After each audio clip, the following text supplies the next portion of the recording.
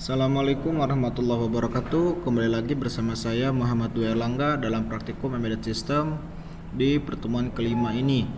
Nah, untuk pertemuan kelima ini kita akan membahas mengenai aktuator atau suatu penggerak, komponen penggerak ya. Jadi sebenarnya aktuator itu apa sih?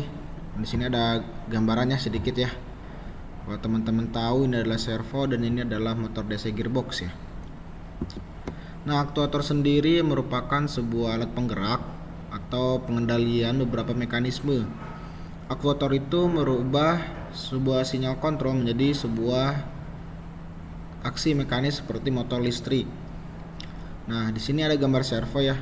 Ini untuk penjelasannya, servo ini merupakan salah satu jenis komponen motor DC yang berukuran kecil ya. Ada juga sih sebenarnya ukuran besar, untuk menggerakkan suatu benda pada sudut tertentu. Nah, jadi si servo ini dia bergerak sesuai dengan sudutnya. Nah, biasanya untuk sudut ini dia bisa dari 0 derajat sampai ke 180 derajat. Mikroservo umumnya memiliki ukurannya kecil dan berat yang ringan serta dapat digunakan pada papan Arduino Uno dengan mudah. Nah, jadi untuk servo ini dia memerlukan tegangan dari 3,3 volt sampai ke 5 volt. Lebih baiknya kita menggunakan 5 volt ya, karena biasanya untuk di bawah 5 volt itu tegangannya tidak maksimal, jadi untuk pergerakan si servo ini tidak maksimal. Nah, bagaimana kalau lebih? Biasanya bakal ada kerusakan yang terjadi pada si mikroservo ini. Jadi usahakan tepat di 5 volt atau kurang sedikit ya, jangan sampai mungkin di bawah 4 atau harus di atas 4, di bawah 5, mungkin itu lebih baik seperti itu. Nah, di sini juga kita akan belajar mengenai motor gearbox. Ini juga sama, salah satu komponen motor DC ya, tetapi dia menggunakan gearbox transmisi untuk mengubah putaran dan torsi motor menjadi gerakan yang sesuai dengan kebutuhan pengaplikasiannya. Jadi bedanya adalah jika ini dia terus bisa berputar. Nah, biasanya untuk motor gearbox ini biasanya dia untuk penggerak roda, jadi dia terus berputar ya. Nah, dia juga bisa merubah torsi, kecepatan, kendali presisi, efisiensi energi, dan kemampuan putar balik. Nah, tadi ya, dia juga bisa kita atur seperti torsinya, kecepatannya, terus efisiensi energinya, dan putar balik, artinya dia bisa berputar kedua arah gitu kan. Jadi biasanya ya tadi ya sudah disebutkan ini untuk sebuah roda. Nah, tapi motor gearbox ini tidak akan bisa kita atur torsi, perubahan kecepatan tanpa menggunakan si driver L298N ini. Nah, di sini secara penjelasan, modul driver ini biasanya digunakan untuk mengontrol kecepatan serta perputaran motor DC. Nah, di sini bisa kita lihat bahwa ada beberapa bagian ya. Di sini ada motor A dan motor B. Artinya kita bisa menggunakan dua buah motor DC atau motor gearbox ya. Di sini di kiri atau di kanan gitu kan. Nah, di sini ada di motor A dan motor B ini ada bagiannya juga, ada out 1, out 2, motor B juga ada out 4 sama out 3. Nah, di sini nantinya akan dihubungkan salah satu bagian yang ada di sini yang kuning ini. Yang kuning ini. Jadi nanti kalian bisa atur ya mau bagian mana yang terhubung. Jadi nanti sesuaikan aja ketika dia berputar seperti apa. Lalu di sini ada jumper, di mana untuk jumper ini nanti kalau teman-teman megang komponennya atau teman-teman punya komponennya bisa dilihat. Di sini ada penghubung dua pin ya, sebenarnya dihubungkan dengan satu jumper, di mana jumper ini terhubung untuk menghubungkan VCC dan GND dengan daya 12 volt. Nah, jadi untuk motor DC ini cukup besar dayanya. Dia dari 9 sampai ke 12 volt. Jadi kalau teman-teman menggunakan motor gearbox, dia memerlukan paling minimal 9 volt untuk bergerak. Jadi kalau di bawah itu biasanya dia tidak bisa bergerak karena voltase yang kurang. Nah, nanti di sini juga ada 12 volt GND dan 5 volt. Dimana untuk 12 volt ini kita menggunakan daya eksternal, biasanya dari baterai ya, baterai yang tadi ya. Kalau semisal kalian mau menggunakan 9 volt, jumper ini kalian lepas. Kalau kalian mau menggunakan 12 volt, jumper ini dipakai seperti itu. Nah, jadi dari 9 volt atau misalkan 12 volt ya, dari daya eksternal tadi yang positif masuk ke sini dan GND masuk ke sini. Nah, untuk 5 volt ini kita bisa masukkan ke VIN yang ada di Arduino nantinya. Dan GND juga kita hubungkan juga ke bagian GND yang nantinya di Arduino untuk menghidupkan si Arduino-nya. Jadi kita nanti tidak perlu menggunakan baterai tambahan untuk menghidupkan si Arduino-nya seperti itu. Nah, di sini juga ada bagian enable A, input 1, input 2, input 3, input 4 dan enable B. Di mana enable A dia untuk mengatur kecepatan input 1 dan input 2. Artinya input 1 input 2 ini dia mengatur input 1 untuk out 1, input 2 untuk out 2. Dan input 3 input 4 berarti dia untuk mengatur output 4 dan output 3. Enable B berarti dia untuk mengatur kecepatan si out 4, out 3 atau input 3 dan input 4 seperti itu. Nah, kita langsung masuk praktik ya. Tapi untuk sebelum praktik ya teman-teman, mungkin bisa mendownload dulu yang namanya Freezing. Kalian bisa buka dulu GitHub-nya, GitHub yang sudah dikirim ya di deskripsi grup mungkin. Kalian tinggal download aja di poin ketiga ini software yang dipakai. Kalian tinggal buka aja, nanti kalian tinggal download ya. Situ kalian tinggal download seperti biasa, terus install juga sama seperti biasa, seperti itu. Nah, nanti kalian tinggal download aja ya di sini ya. Oke, kalau sudah di-download, jangan lupa nanti kalian harus mengikuti rangkaiannya ya, karena untuk absen di grup yang sudah dikirimkan ya. Jadi nanti untuk pertemuan kelima ini jangan lupa absen dan mengikuti, untuk absennya itu harus mengikuti rangkaian yang nanti kita buat seperti ini. Jadi teman-teman download dulu Freezing-nya, terus nanti ikuti video ini sampai selesai. Oke, kita masuk ke Freezing ya. Yang pertama kita akan menggerakkan sebuah servo. Jadi kita memerlukan tentunya Arduino Uno. Nah, teman-teman tinggal cari ya, ketik aja Uno di sini. Nah, kita menggunakan yang ini. Lalu kita juga tadi ya, tentu kita menggunakan servo. Kalian ketik aja servo di sini. Nah, kita menggunakan yang basic servo ini ya. Basic servo. Oh iya, saya lupa. Takutnya di Freezing ini kalian karena baru ya, mungkin saya lupa juga servo ini apakah udah ada library-nya atau belum. Teman-teman tinggal buka aja lah di sini di browser kalian. Tinggal cari saja servo Freezing. Nah, servo Freezing library. Nah, teman-teman tinggal buka yang paling atas yang dari Freezing-nya. Terus teman-teman tinggal download yang servo test FZZ. Nah, ini nih filenya. Nanti tinggal buka ya, tinggal buka. Terus tunggu dulu. Nah, nanti ini outdate part. Nah, ini update now ya, nggak usah ya, nggak usah diupdate, nanti kalau ada yang berubah.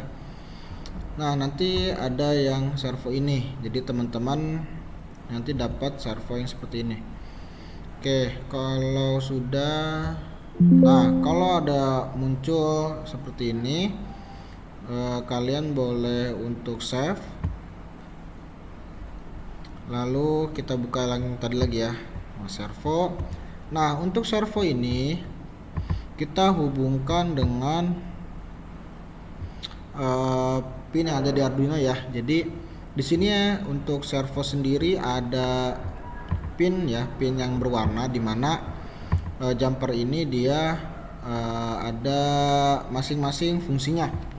Kuning, biasanya di sini ada kuning, dia untuk data. Lalu merah tentunya untuk VCC atau input voltasenya, lalu yang hitam untuk ground atau GND. Nah, biasanya ada warna lain seperti misalkan yang kuning berubah menjadi oranye atau jingga ya. Jingga atau kuning berarti data, merah tetap ya biasanya dia untuk VCC. Terus warna hitam atau bisa berubah menjadi warna coklat ya, dia tetap ground. Jadi yang kita perlukan kita hubungkan. Di sini kita sesuaikan ya. Saya belah sini deh biar kelihatan enak ya. Oke, di sini saya hubungkan yang hitam ini GND ke pin GND. Sini seperti ini. Bentar. Oke. Terus saya rapikan ya. Jadi teman-teman kalau merangkai usahakan rapi ya, biar nanti enak dilihat juga buat teman-teman juga buat nanti penyimpanan dokumentasi. Nah, kita menggunakan 5 volt. Kita menggunakan 5 volt untuk si bagian VCC-nya ya.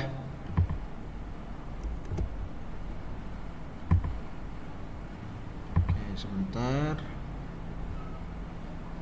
Nah, seperti ini. Lalu sekarang tinggal pin data. Pin datanya kita hubungkan ke pin 8 saja. Untuk mengeluarkan pin data digitalnya ya. Nah, seperti itu. Kita rapihkan sebentar. Nah, untuk merapikannya kalian tinggal klik 2 kali ya di bagian jumpernya ini. Nah, ini udah untuk servo. Coba kita coding ya. Servonya kita coding. Kita buka file kosong ya. Oke, nah untuk servo sendiri kita harus menggunakan library ya. Library-nya itu kalian tinggal download saja di Sketch, terus include library, terus buka manage libraries. Nah, di manage libraries ini tunggu ya bentar sampai update.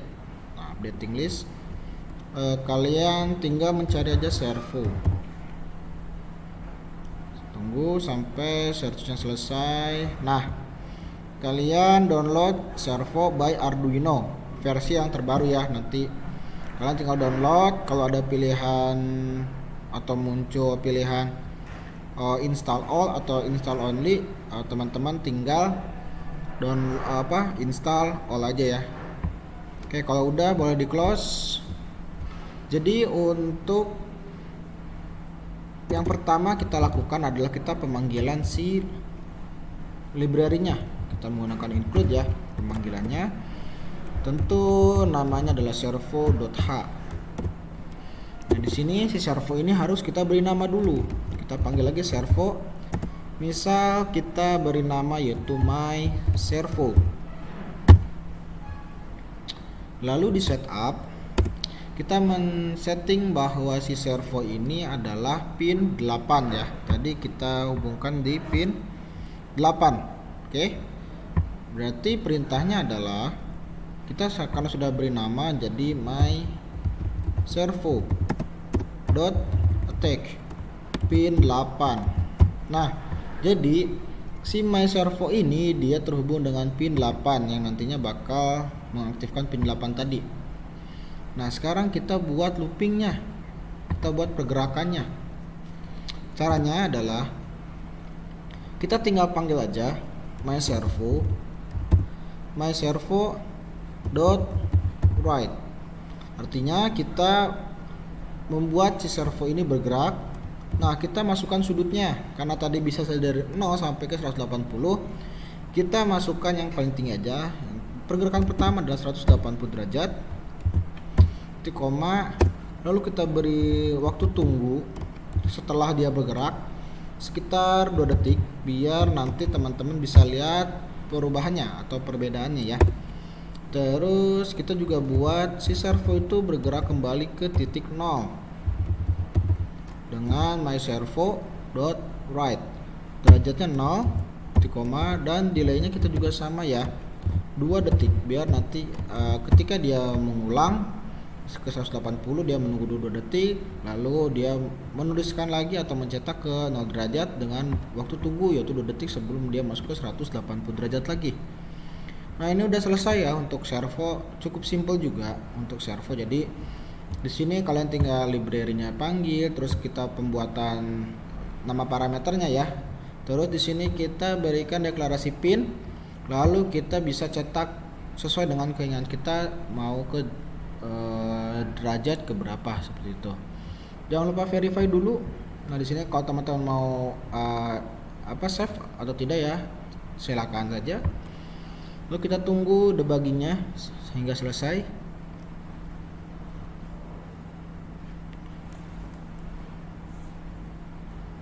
Oke, down compiling, kita upload ya. Jangan lupa klik tools, terus periksa dulu ya board sama portnya apakah sudah sesuai. Jika sudah sesuai, boleh kita langsung upload. Oke, di sini kita lihat pergerakan si servonya. Nah, sampai nunggu down uploading, kita lihat bergerak ya. Dia 180, 0 derajat lagi, 180, 0 derajat lagi. Nah, jadi untuk pergerakan servo seperti itu ya. Oke, kita lanjut masuk ke motor gearbox. Nah, kita matikan dulu ya untuk si servo karena cukup berisik juga. Di sini saya cabut aja ya kabelnya. Saya cabut dulu kabelnya. Nah, yang kita lakukan, kita buka freezing lagi untuk merangkai. Nah, sama teman-teman, untuk si motor DC ini dan modulnya itu perlu library ya. Jadi tinggal cari aja di browser. Kalian tinggal ketik aja L298N freezing. Nah, tinggal buka yang paling atas, lalu download. Nah, nanti sudah download tadi ya, caranya seperti yang tadi. Tinggal buka dan masukkan freezing yang lainnya. Nah, karena di sini saya sudah ada, tinggal masukin aja si modulnya. Tadi modulnya itu adalah L298N. Nah, yang ini saya pasang di bagian atas. Terus kita tuliskan di sini adalah motor DC. Coba kita lihat ada. Nah, di sini ada 2 pilihan ya. Mau yang ini boleh, yang ini juga boleh. Jadi sama aja ya motor DC-nya. Kalau saya pakai yang ini deh biar sesuai warnanya ya. Atau bentuknya kita sesuaikan. Ini kita hapus. Nah, kemudian kita pasang di sini dan kita rotasi ya, diputar. Nah, lalu juga kita memerlukan si 9 voltnya atau kita memerlukan 12 volt. Teman-teman tinggal cari aja 12 volt di sini. Sepertinya oke, baterai. Oke, sebentar. Oke, kayaknya baterai 12 volt nggak ada ya. Kita pakai 9 volt aja. Jadi nanti kita pakai 9 volt. Nah, di sini ada ya yang 9 volt. Terus kita balik juga, jadi nanti seperti ini, atau mau seperti ini juga boleh. Nah, seperti ini. Oke, yang pertama yang perlu kita tarik adalah ini ya, bagian 2 sisi ini terhubung dengan out 1 dan out 2. Tinggal tarik aja dari sini ke sini. Nah, oke, sebentar. Nah, seperti itu. Lalu kemudian sebentar. Oke. Nah, tarik. Nah, seperti itu. itu. Terus kita atur NA in 1 in 2 ya. NA itu untuk kecepatan motornya, in 1 untuk berarti dia untuk menghidupkan out 1, in 2 juga berarti dia menghidupkan out 2. Jadi nanti kita akan memberikan 2 kondisi atau 3 kondisi ya. Jadi nanti in 1 nyala, in 2 harus mati atau redup ya. In 2 nyala, in 1 yang mati, seperti itu. Jadi nanti ada dua gerakan, satu sisi dan satu sisinya lagi, atau misalkan kanan atau kiri, seperti itu. Nah, untuk mengatur sebuah kecepatan tentunya kita harus menggunakan pin analog atau pin PWM. Jadi di sini saya gunakan pin 3 untuk menggerakkan atau mengatur kecepatan si motor gearboxnya tadi. Lalu kita yang in 2 kita sebelahnya aja 4 ya. Terus saya ingin menghubungkan si in 2 tadi kan 1 ya, in 2 ke sebelahnya seperti itu. Terus oke. Nah, sudah cukup. Nah, sekarang kita masukkan ya. Jadi kalau misalnya kita pakai 9 volt, berarti jumper yang tadi ada di sini tolong dilepas dulu. Jadi kita 9 volt ini masukkan ke 12 volt. Nah, saya rubah ya jadi warna merah. Jadi nanti enak dilihat. Jadi ada beberapa perbedaan ya. Jadi tahu mana perbedaan jumper yang ini kemana, yang satu lagi kemana, seperti itu. Oke, terus saya juga tarik jumper dari negatif ini ke GND warna black. Nah, seperti itu. Kita rapihkan seperti ini. Oke, nanti teman-teman boleh lebih rapi lagi ya. Nah, terus jangan lupa ya, tadi kita tarik lagi pin GND ke bagian sini. Pin GND-nya ke bagian situ, tarik lagi. Terus kita rapikan sebentar. Terus yang 5 volt kita masukkan ke VIN. Jangan lupa ke VIN. Nah, VIN ini ya. Saya warna merah lagi pokoknya untuk bagian input tegangan. Saya rubah ke warna merah rata-rata ya. Jadi tadi fungsinya untuk mengetahui pin mana yang terhubung, seperti itu. Oke, ini rangkaiannya sudah selesai. Nah, teman-teman bisa untuk screenshot, atau teman-teman ada cara lainnya untuk menyimpannya. Kalian tinggal buka file, terus export ya as image. Terus terserah mau PNG, JPEG.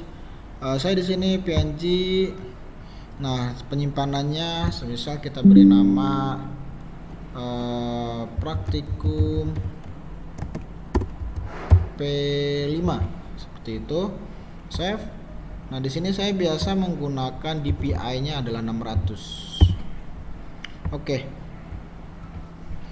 nanti udah tersimpan ya. Jadi ini rangkaian rangkaian untuk hari ini ya, pertemuan kelima hari ini. Jadi seperti ini kurang lebih untuk rangkaiannya. Terus kita bisa langsung coding. Oke, kita coding. Nah, di sini kita coding ya. Jadi bedanya dari servo dengan si motor DC ini, dia tidak memerlukan library. Tapi kita harus membuat parameter ya, menggunakan integer. Yaitu yang pertama tadi kita akan mengatur si kecepatannya. Saya di sini memberikan nama yaitu NA atau untuk enable A. Tadi untuk enable A kita menggunakan pin 3 ya. Coba kita lihat dulu untuk memastikan pin 3. Ini titik koma, terus integer in 1 kita tambahin 1 di pin 4 ya. Kita akan ini untuk kecepatan motor. Nah, di sini untuk mengatur tadi ya, mengatur si out atau in atau out 1.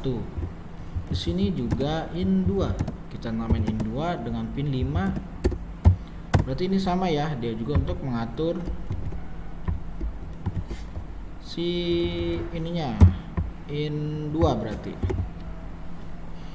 Nah, di sini berarti karena integer kita harus mendeklarasikan pin modenya. Pin mode yang pertama dari NA, dia sebagai output tentunya. Pin mode lagi in 1 ya, sebagai output juga, semuanya output ya. Jadi NA, terus in 1, in 2 dia sebagai output. Nah, ini sudah selesai. Lalu kita agar di bagian loopingnya terlihat rapih ya, kita membuat sebuah void baru atau penugasan baru, yaitu di baris ini kita buat yang pertama void, namanya adalah gerak 1. Gerak 1, misal gerak 1 ini saya ingin memberikan kecepatan ya. Jadi kita ingin memberikan kecepatan dulu, yaitu menggunakan analog write pada enable A. Jadi untuk kecepatannya adalah dari 0 sampai ke 255. Di sini saya ingin membuat kecepatannya itu 255, yang paling tinggi ya.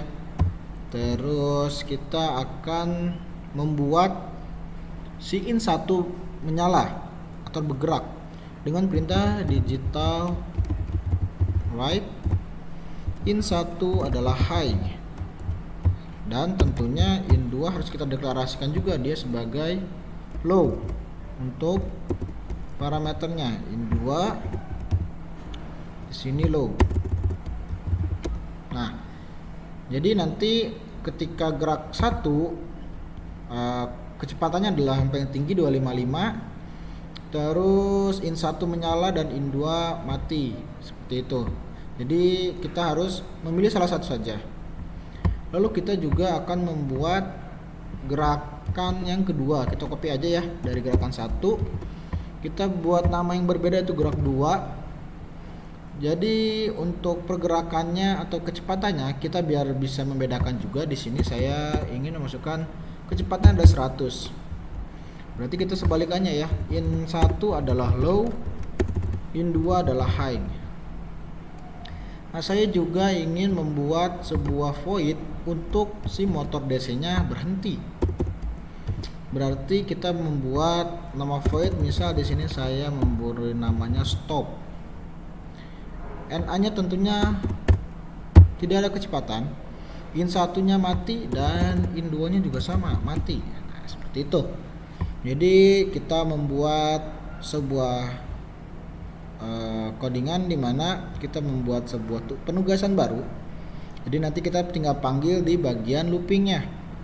Nah, jadi saya pengen menggerakkan berbarengan ya. Jadi untuk gerak 1 saya berbarengan dengan si servo ini bergerak sih di 180 derajat. Jadi di sini tinggal kita panggil aja gerak 1. Seperti itu. Lalu di sini di bagian servo di 0 derajat kita membuat gerak 2, kita panggil. Lalu setelah 2 detik saya ingin membuat si motor DC-nya berhenti, kita panggil stop dengan delay yaitu 2 detik. Nah, seperti itu. Nah, ini udah selesai untuk codingan. Jadi kita tinggal ini ya, verify dulu, kita debugging dulu apakah ada kesalahan, apakah masih ada kekurangan seperti itu. Oke, kalau udah silahkan hubungkan lagi Arduino-nya, terus klik tools, sesuai, langsung upload. Oke, kita upload. Jadi kita lihat ya pergerakannya motor DC dengan si servonya. Oke, jangan lupa untuk menghidupkan. Oke, bergerak ya, aku coba saya restart dulu ya. Restart pergerakannya. Nah, udah 180. Nah, dia stop 2 detik, bergerak lagi ke arah sebaliknya, stop. Nah, seperti itu ya. Jadi pergerakannya bisa kita atur dan kecepatannya juga kita bisa atur. Nah, untuk pergerakan motor DC kita bisa lihat ya. Untuk pergerakan pertama di 255 cepat ya. Dan untuk pergerakan kedua agak lambat. Lalu kita stop lagi dan terus melooping seperti itu. Oke. Sudah selesai, kita cabut dulu ya biar tidak terlalu berisik. Oke. Udah selesai ya. Jadi tadi kita rangkai ya freezing, terus kita coding juga. Lalu nanti teman-teman jangan lupa ya download freezing, terus komponennya untuk library-nya ini perlu di-download dulu ya, karena dia tidak langsung ada di sini. Untuk bagian-bagian atau komponen ini tadi caranya sudah ada, kalian tinggal buka browser lalu ketikkan apa yang kalian butuhkan dengan tambah kata kunci freezing di belakangnya. Tinggal download file yang bentuknya FZZ ya. Jadi nanti tinggal import masuk ke si freezingnya seperti itu. Oke teman-teman, untuk praktikum pada pertemuan 5 ini sudah selesai untuk penerapan aktuator. Silakan teman-teman buka GitHub untuk lebih jauh lagi, dan jangan lupa terus belajar untuk mengetahui bahwa embedded system ini masih luas ya. Jadi kalau ada yang ingin ditanyakan silakan untuk bertanya. Kurang lebihnya mohon maaf. Wabillahi taufiq hidayah. Wassalamualaikum warahmatullahi wabarakatuh.